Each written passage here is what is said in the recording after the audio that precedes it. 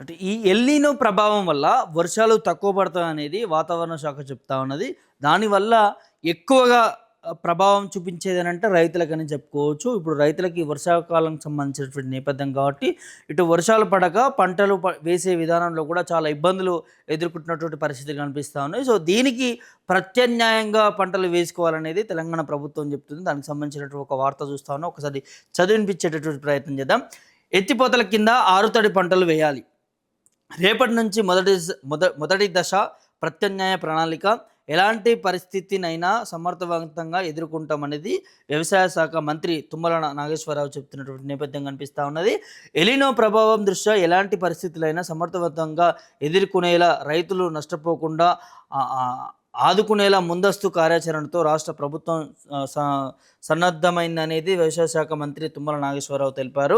ఈ నెల 15, 30, ఆగస్టు 15 తేదీల ప్రతిపాదికన 3 దశల అత్యవసర ప్రత్యామ్నాయ ప్రణాళిక రూపొందించామని, మొదటి దశ బుధవారం ప్రారంభిస్తామని చెప్పారు.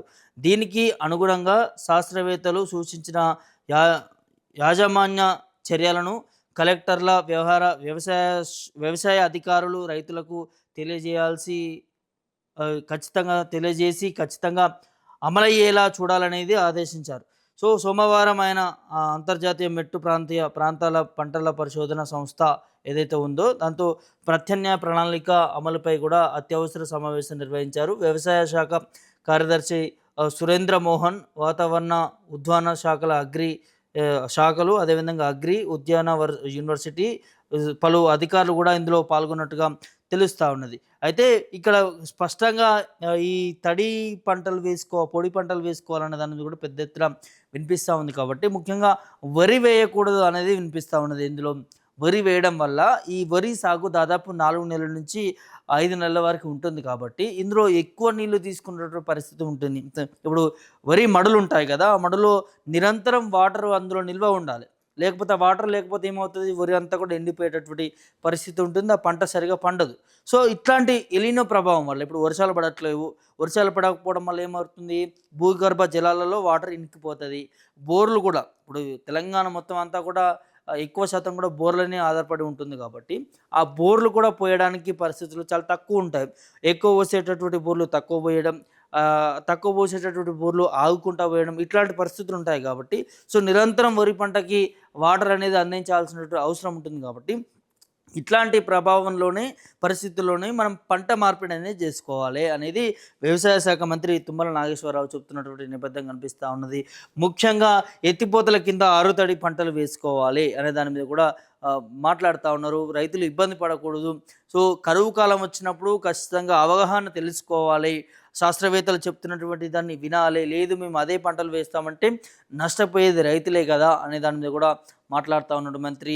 దాంతోపాటు ఇప్పుడు పత్తి సాగు కావచ్చు, మొక్కజొన్న సాగు కావచ్చు, కంది సాగు కావచ్చు, ఇట్లా చిరుధాన్యాల సాగులు కూడా చేసుకుంటే బెటరు. కేవలం వరి దాని మీదనే ఆధారపడి ఉండడం కరెక్ట్ కాదు అన్న దాని మీద కూడా చెప్తా ఉన్నారు. ఒకవేళ వరియే ప్రాధాన్యం ఉన్నప్పుడు ఖచ్చితంగా ఒక 5 ఎకరాలు ఉన్నటువంటి రైతు ఒక 2 ఎకరాల వరకు పెట్టుకుంటే బెటరు.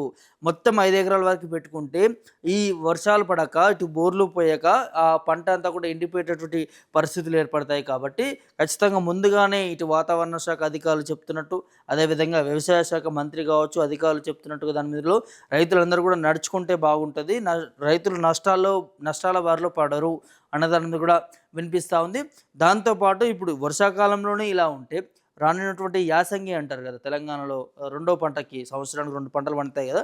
సో, యాసంగి పంటకు ఇంకా ఏ విధంగా పరిస్థితులు ఉంటాయి, అది ఇంకా ఎండాకాలం వచ్చేటటువంటి పరిస్థితులు ఉంటాయి. ఇప్పుడే ఇట్లా ఉంటే మరి అప్పుడు ఆ పంటలకి ఏ విధంగా ఉంటాయి అనేది కూడా రైతులందరూ కూడా తెలుసుకోవాల్సినటువంటి అవసరం ఉంటుంది. ఈ ఎలినో ప్రభావం వల్ల ఇంత ఎఫెక్ట్ కలుగుతూ ఉంది. ఇది 2 సంవత్సరాల వరకు కూడా ఉండేటటువంటి పరిస్థితులు ఉంటాయనేది కూడా తెలుస్తూ ఉన్నది. సో, ఈ సంవత్సరే కాదు 2027లో కూడా ఇలాంటి ప్రభావం ఏర్పడవచ్చు.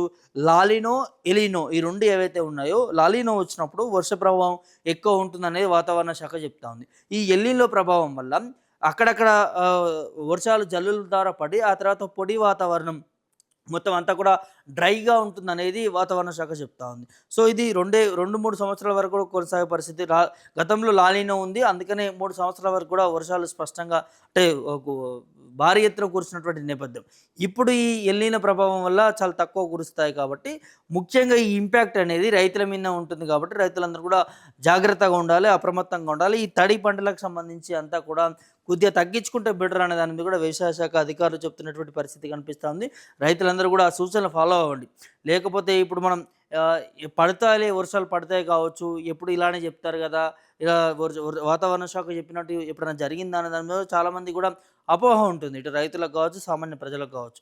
కానీ ఇక్కడ డేటా చెప్తా ఉంది, మనకి హిస్టరీ చెప్తా ఉంది. ఈ ఎల్‌నినో ప్రభావం వల్ల, ఈ సూపర్ ఎల్‌నినో ప్రభావం వల్ల డ్రైగానే ఉండేటటువంటి పరిస్థితులు ఏర్పడతాయి అన్న దాని మీద కూడా మనం ఒకసారి గతంలోకెళ్ళి కూడా దీని హిస్టరీ కూడా చెక్ చేస్తే కూడా స్పష్టంగా మనకు తెలుస్తా ఉన్నది. కాబట్టి దీన్ని సింపుల్‌గా తీసుకోకండి. రైతులు ఎవరైనా కూడా ఈ తడి పంటలు కొంచెం తగ్గించుకొని పొడి పంటలు అంటే ఈ పత్తి కావచ్చు, లేకపోతే ఈ మొక్కజొన్న లాంటి సాగు చేసుకుంటే బెటర్ అనే దాని మీద కూడా వినిపిస్తా ఉన్నది. మరి దీనిని అదునుగా తీసుకొని ప్రత్యామ్నాయ పంటలు కూడా వేసుకోవడం వల్ల ఈ సాగు భూమికి సంబంధించి దాని బలం కూడా పెరుగుతుందనేది మనం తెలుసు కదా! మనం ఒక పంట మార్పిడి చేసుకుంటే ఆ వ్యవసాయ భూమికి సంబంధించి కూడా పోషకాలు ఇంక్రీజ్ అవుతా ఉంటాయి.